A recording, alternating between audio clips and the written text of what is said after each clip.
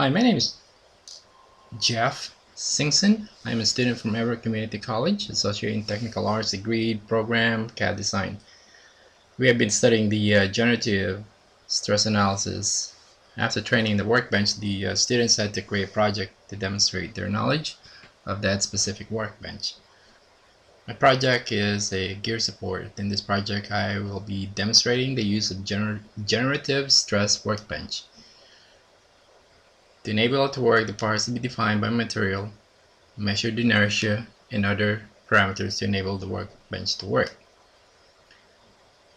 There are parameters before executing the generative stress workbench, such as restraint, load, compute, as well as the analysis result.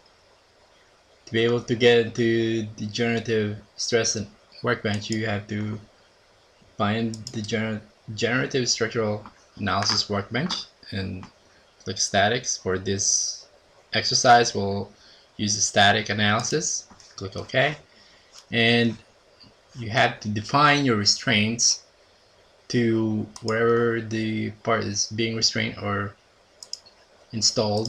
In this case, I'm picking up the areas to where my interfaces are, and I'll just say click OK. And then next will be applying a distributed force. In this case, I will just apply for on this surface and say OK. And then I have to run compute, which will compute all the parameters, and just say yes.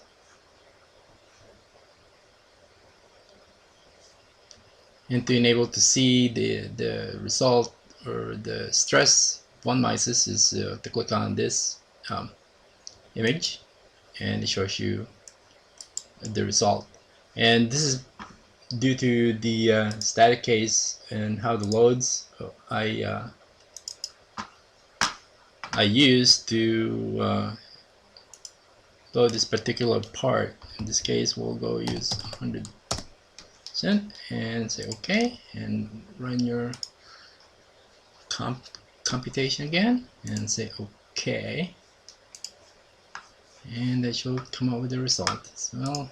And that's the result. And to be able to see a animation, all you get to just pick animation, and as you can see, it gives you a little animation of how the part reacts to that applied load. I am now a stress engineer, and this is my presentation of how the workbench works. The parameters are set for general instructional purposes only, and the final results are analyzed by a qualified stress engineer. Thank you. I hope this video helps in how to use the workbench.